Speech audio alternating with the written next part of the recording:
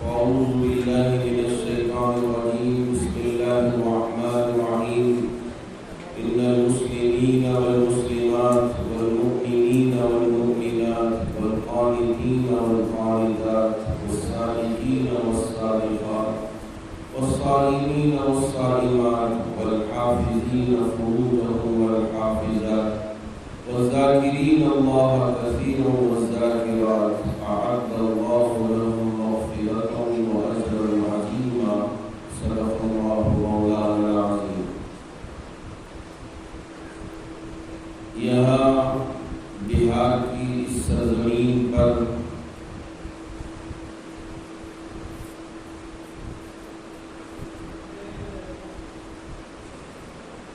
سیلاب سے متاثر علاقوں اور پھر اس کی آباد کاری کے سلسلے میں فکر کرنے والے اللہ کے چند منتخب بندے حضرات علماء اکرام، جنہوں نے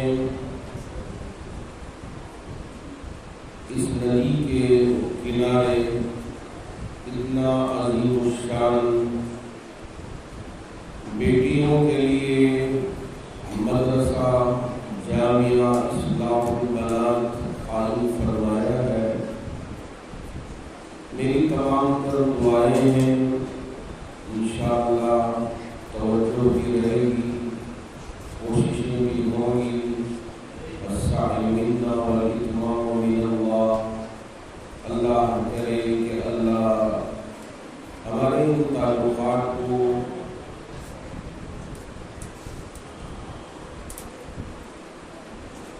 بافیض بنا کر بہتر سے بہتر نتیجہ عطا فرمائے. اللہ اس بات کی مجھے بھی اور آپ میں سے ہمیں کوئی توفیق دے. یہاں ہماری جو بچیاں بیٹھی ہیں اور اساتذہ اکرام بھی تشریف رکھتے ہیں، اور کچھ ضروری باتیں عرض کر کے اپنی بات کو اختتام تک پہنچانا چاہوں گا. پہلی بات تو یہ کہ ہمارا خالق، ہمارا مالک، ہمارا رب اللہ ہے. ہم اسی کی عبادت کرتے ہیں، اس کے علاوہ کسی اور کی عبادت نہیں کرتے. ایک اسکول میں میرا جانا ہوا، وہاں میں نے ہماری بیٹیوں سے پوچھا کہ آج کل بہت ساری قباحتیں، بہت ساری مذرتیں، بہت ساری پریشانیاں لاحق ہوتی جا رہی ہیں. ایسے میں اب ہماری بچیوں سے میں نے وہاں سوال کیا تھا کہ ہم کیوں سوریہ نمسکار نہیں کر سکتے؟ سوریہ نمسکار، اس کا مطلب یہ ہوا کہ جو سورج روشنی دیتا ہے، بعض لوگوں کا ماننا یہ ہے کہ یہ معبود ہے. ہمارا ماننا یہ ہے کہ ہمارا رب وہ اللہ ہے جو سورج کا پیدا کرنے والا ہے، سورج کا خالق و مالک ہے. اسی کے حکم سے سورج مشرق سے نکل کر مغرب میں غروب ہوتا ہے. میرے آقا تاجدار مدینہ احمد مصطفیٰ محمد مصطفیٰ صلی اللہ علیہ وسلم نے فرمایا کہ اگر سورج مغرب سے نکلنا شروع کرے تو قیامت قائم ہو جائے گی انشاءاللہ. تو اس لیے ہم سورج کے سامنے سوریہ نمسکار نہیں کر سکتے، چونکہ اگر ہم سورج کو معبود مان لیں گے تو ہمارا ایمان غارت ہو جائے گا. ہمارے علماء اسی بات کی فکر کرتے ہیں کہ ہماری ان بچیوں کے دل و دماغ میں اللہ کی وحدانیت اتنا گھول کر پلائیں کہ یہ بچیاں مرتے دم تک ایمان پر ثابت قدم رہیں. ایک ترانہ وندے ماترم کا ہے. اللہ حضرت مولانا سید ابو الحسن علی ندوی رحمۃ اللہ علیہ کی خبر کو نور سے منور فرمایا۔ جب یہ بات پورے زور و شور کے ساتھ ملک میں گونجنے لگی کہ وندے ماترم کا ترانہ بھی اسکولوں میں مدرسوں میں پڑھنا ہوگا، حضرت نے اس کی مخالفت کی اور فرمایا کہ یہ وندے ماترم کا ترانہ ہماری کوئی بیٹی نہیں پڑھے گی، کوئی بیٹا نہیں پڑھے گا۔ کیوں؟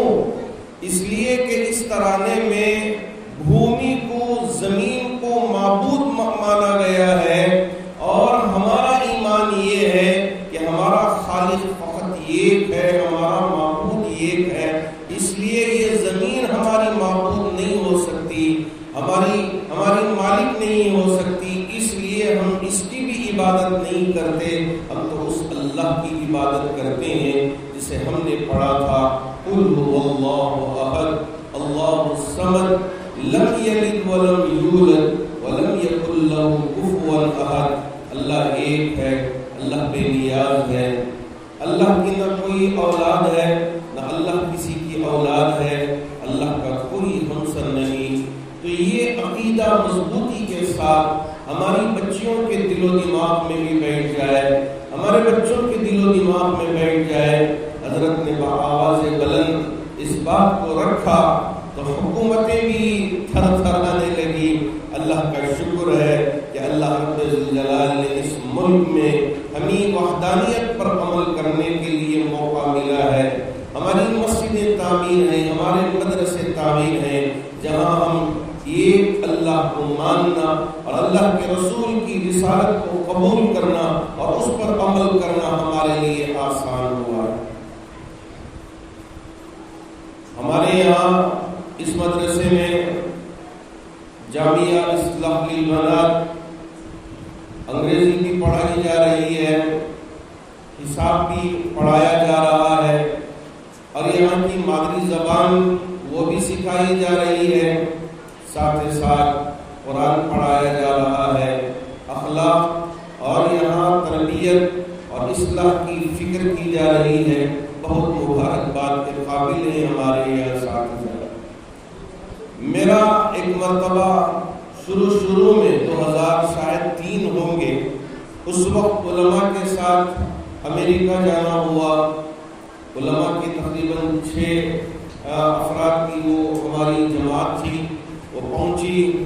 اس وقت وہاں ایک امیگریشن آفیسر بیٹھی ہوئی تھی، ہمارے ایک عالم دین سے پوچھا، Do you have weapons in your dam؟ ہمارے عالم دین سوچنے لگے کہ کوئی اچھی بات وہ محترمہ کر رہی ہے، تو اس لیے انہوں نے بہت خوشی سر ہلا کے کہا، یا میرے اللہ۔ میں پیچھے ہی کھڑا ہوا تھا، میں پریشان ہو گیا۔ آگے اس کے بعد اس امیگریشن آفیسر عورت سے کہا، اگر آپ اجازت دیں تو آپ کی بات ان کو سمجھاؤ، پھر اس کے بعد اس کا آپ جواب معلوم کریں تو اچھا ہوگا، اس لیے کہ آپ نے جو سوال کیا ان کو سمجھ میں ہی نہیں آیا۔ اب یہ ہر بات کو سر ہلا دیں گے تو آپ یہ نہ سمجھ جائیں کہ واقعتاً یہی سچی بات ہے، اس لیے ذرا میں اس کی تشریح بھی کر دیتا ہوں۔ اب میں نے ہمارے وہ عالم دین قاضی صاحب سے کہا، قاضی صاحب یہ جو محترمہ امیگریشن آفیسر میں بیٹھی ہوئی ہے یہ کیا پوچھ رہی ہے پتہ ہے؟ قاضی صاحب نے مجھ سے پوچھا کیا پوچھ رہی ہے؟ میں نے کہا وہ آپ سے یہ پوچھ رہی ہے کہ ہندوستان سے امریکہ کو ہتھیار بیگ میں بھر کر لائے ہیں یا نہیں لائے ہیں، کیا قصہ ہے یہ پوچھ رہی ہے۔ تو قاضی صاحب پریشان ہو کے آنکھ پھاڑ کے جواب دینے لگے، نہیں ہم کہاں سے ہتھیار لے کے آئیں گے، ہم کہاں سے ہتھیار لے کے آئیں گے۔ اگر بات سمجھ میں نہ آئے اور ہر بات کو ہم منڈی ہلا دیں کہ ہاں ہاں ہاں تو بڑا نقصان ہو جائے گا۔ پھر اس کے بعد قاضی صاحب نے ہاتھ ہلا کے کہا no no no no we don't have any weapons in your bag. جی ہاں، اگر بات سمجھ میں نہ آئے تو ایسی صورت میں مشکل کھڑی ہو سکتی ہے۔ میں رات میں بھی کہا تھا کہ ہمارے لیے پہلے ہمارے بزرگوں نے انگریزی سے اس لیے مخالفت کی تھی کہ ہم انگریزوں سے بھی نفرت کرتے تھے اور ان کی زبان سے بھی نفرت کرتے تھے، لیکن آج کے دور میں انگریزی سیکھنا ضروری ہو گیا ہے۔ اس وجہ سے ہمارے اکابر علماء نے آواز لگائی ہے، حضرت مولانا سید ارشد مدنی دامت برکاتہم، حضرت مولانا محمود مدنی دامت برکاتہم اور دیگر حضرات اکابر علماء نے یہ آواز لگائی کہ مدرسوں میں بھی انگریزی سکھائی جائے، حساب سکھایا جائے، اور دوسری جو زبانیں ہیں، دوسرے جو علوم ہیں وہ بھی سکھائی جائے۔ اس میں کسی طرح کی کوئی خباثت نہیں ہے۔ اللہ کا شکر ہے کہ یہ سلسلہ شروع ہوا ہے۔ اب یہاں ہمارے اس مدرسے میں قرآن بھی سکھایا جا رہا ہے۔ بہت سارے لوگ یہ سوچتے ہیں کہ قرآن چلیے جیسے بھی ہو پڑھ لے، بس پڑھ لیا تو سمجھ گئے کہ حق ادا ہو گیا۔ نہ آج کل اس میں بھی تبدیلی آئی ہے۔ میں پہلے قرآن پڑھنا یہ سمجھ رہا تھا کہ جو زبردست تیز رفتار سے ہمارے یہاں ایک ٹرین چلتی ہے فاسٹ شتابدی ایکسپریس، اب وہ بہت تیز چلتی ہے، تو ہم نے کہا کہ اس طرح جیسے ٹرین جاتی ہے یا راکٹ جاتی ہے، اسی طرح ہم تیزی کے ساتھ قرآن پڑھتے ہیں تو سمجھ گئے کہ قرآن کا ہم نے ادا کر دیا۔ بعد میں مجھے احساس ہوا کہ نہ قرآن یہ پڑھنا نہیں ہے کہ قرآن ٹہر ٹہر پڑھنے کی کتاب ہے، اس میں تجوید کی رعایت کرنا ہے، اس میں حروف کی رعایت کرنا ہے، مخارج کی رعایت کرنا ہے۔ ان تمام چیزوں کی رعایت کر کے اگر ہم قرآن کی تلاوت کرتے ہیں، جب جا کر ہم قرآن کا حق ادا کرنے والے ہوں گے۔ میں بھی چونکہ بہت سارے ہمارے حفاظ جو پہلے آتے تھے وہ بہت تیزی کے ساتھ تراویح پڑھ کے ایک 30 منٹ میں سوا پارہ پڑھ کے ختم کر دیتے تھے۔ میں بھی سمجھ گیا کہ واقعتاً اسی طرح سے قرآن کی تلاوت کرنی ہے اور قرآن پڑھ کے جلد از جلد قرآن کو ختم کر دینا ہے۔ لیکن بعد میں جب میں کعبۃ اللہ کے پاس گیا اور وہاں ائمہ کرام سے قرآن کو سنا، جس سے شیخ ابراہیم سعود الشریم ہو یا عبد الرحمن شیخ السدیس ہو، یہ جب قرآن پڑھ رہے تھے تو میں نے سوچا کہ قرآن کا حق یہ ہے کہ اس طرح سے پڑھا جائے۔ میں تو بہت تیز قرآن کو یاد کر لیا تھا، مجھے بھی کچھ سمجھ میں نہیں آتا تھا کہ قرآن کیا پڑھ رہا ہوں، کون سا حرف ادا ہو رہا ہے، کون سا حرف ادا نہیں ہو رہا ہے۔ پھر میں نے کعبۃ اللہ کے خلاف کو تھاما، منتظم کو تھاما، تھام کے میں نے اللہ کے سامنے یہ گزارش رکھی، اے میرے رب مجھے پتہ نہیں تھا اور ہمارے اساتذہ نے بھی مجھے ایسا ہی سکھا دیا قرآن کا پڑھنا۔ اب میں آپ کی بارگاہ میں ایک گزارش کرنا چاہوں گا، اے میرے رب جیسے تیرے امام قرآن کی تلاوت کرتے ہیں مجھے بھی اسی طرح قرآن کا پڑھنے والا بنا دیجیے۔ میں رات رات روتا رہا، تہجد کے وقت کعبۃ اللہ میں بہت وقت گزار کر پوری رات گزار کے کعبۃ اللہ کے اس دروازے سے اپنے سینے کو منتظم سے چپکا کے دعا کرتا رہا، اے میرے رب جیسے یہ پڑھتے ہیں اسی طرح مجھے بھی قرآن پڑھنا نصیب فرما دے۔ اللہ کا شکر ہے کہ ماشاءاللہ مجھے اس کے بعد ان کا قرآن سننے اور اس کے مطابق قرآن پڑھنے کی توفیق ملی، اور اللہ نے مجھے امریکہ میں قرآن سنانے کا موقع دیا۔ مجھے پہلے ڈر لگ رہا تھا کہ پیچھے قرآن لے کے کھڑے ہو جاتے تھے، اب کیسے پیچھے تراویح میں قرآن لے کے کھڑے ہوں تو میں کیسے قرآن پڑھوں، ہمت نہیں ہوتی تھی۔ لیکن اللہ کا شکر ہے کہ اللہ رب ذوالجلال نے ہمارے اساتذہ کی دعائیں اور جو ہماری تڑپ تھی اللہ کے گھر سے چمٹ کر ہم نے جو دعا کی تھی اس کا صدقہ اور میرے والدین کی دعاؤں کا صدقہ کہ میرے لیے قرآن کا پڑھنا، پیچھے قرآن لے کر کھڑے ہونے کے باوجود لقمہ دینے کے لیے کہ وہ چھوٹ جاتا تو فوراً لقمہ ملتا تھا، لیکن بعد میں اللہ نے مجھے اتنا قرآن آسان کر دیا کہ پیچھے کتنا بھی مجمع ہو قرآن لے کر کھڑے ہو مجھے قرآن بہت آسانی کے ساتھ پڑھنا اللہ نے آسان کروا دیا۔ اس لیے میں ہماری ان بچیوں سے بھی اور ہمارے ان اساتذہ سے بھی گزارش کرنا چاہوں گا کہ جو مخارج ہے اور جو حروف کی ادائیگی ہے، جہاں اخفا ہے وہاں اخفا، جہاں اظہار ہے وہاں اظہار، جہاں مد ہے وہاں مد، جہاں مد نہیں وہاں مد نہیں، ان تمام چیزوں کی رعایت کر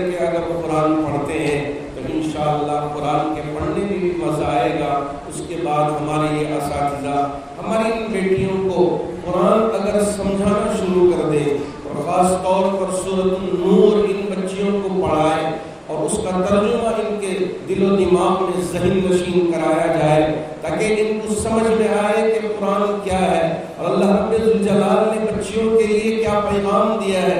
بسم اللہ الرحمن الرحیم، سورۃ انزلناها وفرضناها وانزلنا فيها آیات بینات لعلکم تذکرون الزانیۃ والزانی فاجلدوا کل واحد منہما مئۃ جلدہ۔ یہ جو قرآن کی آیتیں ہیں اس میں اللہ نے کیا پیغام دیا، کیسے اپنی عفت کی، اپنی عزت کی، اپنی شرم و حیا کی حفاظت کرنا۔ یہ ان کی جو زیور ہے بیٹی کی، یہ اگر زیور ان کو سمجھایا جائے کہ ان کی زیور ان کی حیا ہے، ان کی زیور ان کی شرم ہے، ان کی زیور ان کی عفت ہے، ان کی زیور ان کی پاک دامنی ہے، جیسے اما عائشہ صدیقہ رضی اللہ تعالی عنہ، اما حفصہ رضی اللہ تعالی عنہ، اما زینب رضی اللہ تعالی عنہ، اما خدیجہ کبریٰ رضی اللہ تعالی عنہ اور دوسرے جو ازواج مطہرات میں سلمہ ہوں، یہ دوسرے ازواج مطہرات، انہوں نے ان ساری زیوروں کو سنبھال کے رکھا اور اپنی عزت کی، عفت کی، پاک دامنی کی حفاظت کی۔ اسی طرح امت کی ایک بیٹی بھی اپنی عزت کی، عفت کی اگر حفاظت کر لیں گے تو غیروں کو بھی یہ سبق ملے گا، یہ پتہ چلے گا کہ ایک مسلمان بیٹی کیسی رہ سکتی ہے۔ مجھ سے امریکہ میں پوچھا گیا کہ بچیوں کے لیے حجاب، یہ بچیوں کے لیے یہ نقاب، یہ ساری چیزیں ان کے لیے تعلیم میں رکاوٹ۔ میں نے کہا کہ بالکل نہیں، جیسے ایک بچی کے لیے ماں بھی ضروری ہے، باپ بھی ضروری ہے، اسی طرح ایک بیٹی کے لیے شریعت بھی ضروری ہے، تعلیم بھی ضروری ہے۔ شریعت میں پردے کا حکم دیا گیا ہے، حجاب کا حکم دیا گیا ہے۔ ہماری بچیاں انشاءاللہ حجاب کے ساتھ تعلیم بھی حاصل کریں گے۔ حجاب ان کے لیے تعلیم کے سلسلے میں کوئی رکاوٹ پیدا نہیں کرے گا۔ حجاب کے ساتھ یہ آگے بڑھیں گی، انشاءاللہ باحجاب ہو کے یہ فلیٹ بھی اڑائیں گی، یہ باحجاب ہو کے ڈاکٹر بھی بنے گی، یہ باحجاب ہو کے انجینئر بھی بنے گی، یہ اپنی عفت کی بھی حفاظت کریں گی، انشاءاللہ یہ طاقتور بھی ہوگی اور اسلام کی یہ امباسڈر بن کر اسلام کے پیغام کو اوروں تک پہنچانے کا کام بھی کریں گی۔ آج یہ ہماری بیٹیاں چھوٹی ہیں لیکن انشاءاللہ یہاں اس مدرسے میں تعلیم پا کر یہ اخلاق کو بھی سیکھیں گی، یہ کردار سازی بھی یہاں ہوگی اور یہاں ان کے زندگی کے طور و طریقے بھی سکھائیں گے، بتائیں گے کہ یہ طور طریقہ ہے، تو انشاءاللہ اس سے ایک تبدیلی آئے گی پورے علاقے میں، یہاں کا ماحول بدلے گا۔ یہاں جو کھیتی باڑی کے اندر عورتیں مصروف ہوتی ہیں اور سمجھتے ہیں کہ یہی میری زندگی ہے، نہیں، تعلیم پانے کے بعد جو آگے بڑھنے کے مواقع ان کے لیے بالکل واضح ہو جاتے ہیں اور ان کے لیے کھل جاتے ہیں اور یہ سوچنے لگیں گی کاش کہ ہماری جو ہماری بہنیں ہیں جو ہم سے پہلے گزر چکی ہیں وہ بھی اگر پڑھ لیتے تو یہ بھی ہیرے بن جاتے۔ ماشاءاللہ ایک تو یہاں مجاہد بھی ہیں، جہاد کرنے کے لیے تیار ہیں، کوشش کرنے کے لیے تیار ہیں، اور ایک دوسرے ماشاءاللہ یہاں ہمارے جو محتمم صاحب ہیں جناب نجم الہدا ہے، ابھی یاد آ والنجم اذا ہوا ما ضل صاحبکم وما غوا، نجم کہتے ہیں ستارے کو اور یہ ہدا ہدایت کو کہتے ہیں، یہ ہدایت کا ستارہ۔ اللہ کرے کہ پورے علاقے کے لیے ایک مجاہد بھی ہے اور ایک نجم بھی ہے اور ایک ماشاءاللہ طاہر صاحب بھی، حضرت تاجدار مدینہ احمد مصطفیٰ محمد مصطفیٰ صلی اللہ علیہ وسلم ابو القاسم بھی ہیں اور طاہر کے والد بھی تھے، آپ کے فرزند کا نام جو ابراہیم بھی تھا طاہر بھی تھا، تو یہاں طاہر بھی بیٹھے ہیں پاک صاف کرنے کے لیے قوم کو، ملت کو۔ اب یہ پوری جماعت یہاں جمع ہو گئی ہے تو امید کرتے ہیں یہاں کے جو بانی تھے ماشاءاللہ مجیب صاحب رحمانی جو ناظم جامعہ بھی ہیں، اور مجیب کے معنی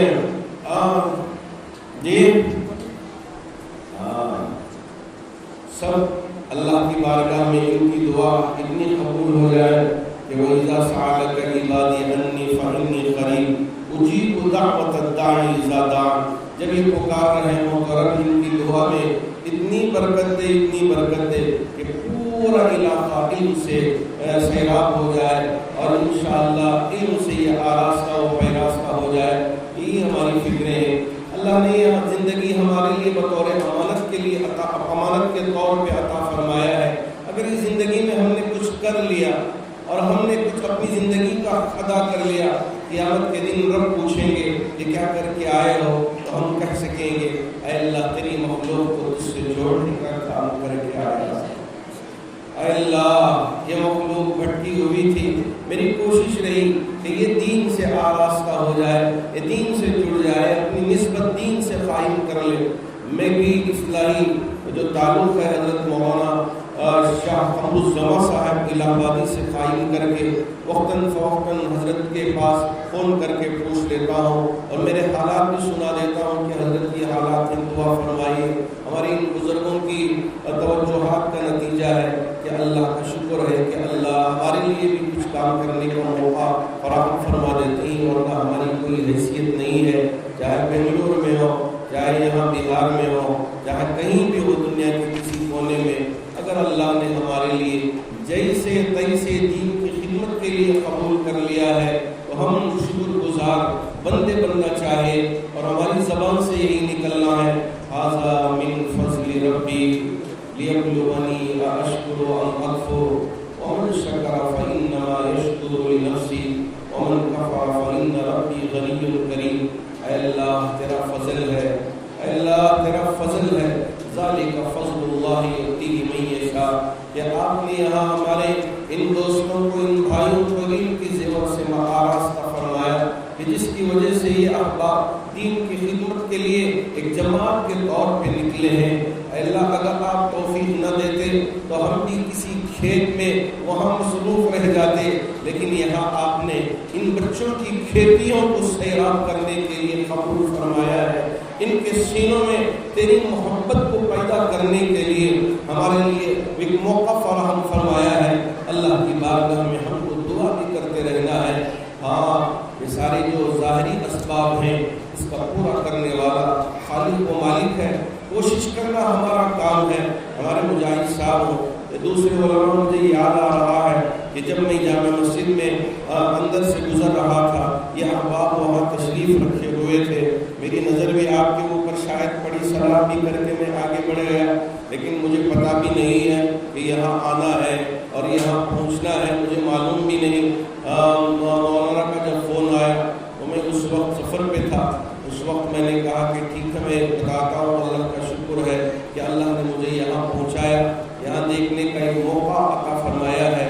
جو ہو سکے گا انشاءاللہ ہم پوری کوشش کریں گے, اس لیے کہ ہم بھی کوشش کر رہے ہیں, آپ بھی کوشش کر رہے ہیں. اگر سب مل کی کوشش کر کے ایک چیز کرنے پہ ہم یعنی آگے بڑھتے ہیں تو اللہ کی مدد بھی شامل حال ہو جائے گی انشاءاللہ. اللہ کرے کہ اللہ مجھے بھی مرتے دم تک دین کی, ملت کی, ملک کی, قوم کی خدمت کرنے کے لیے قبول فرمائے. اور یہاں یہ جو بیٹیاں ہیں جو ہمارے اسلام البنات میں تعلیم پا رہی ہیں, یہ ہمارے پورے علاقے کے لیے امباسڈر بن جائیں.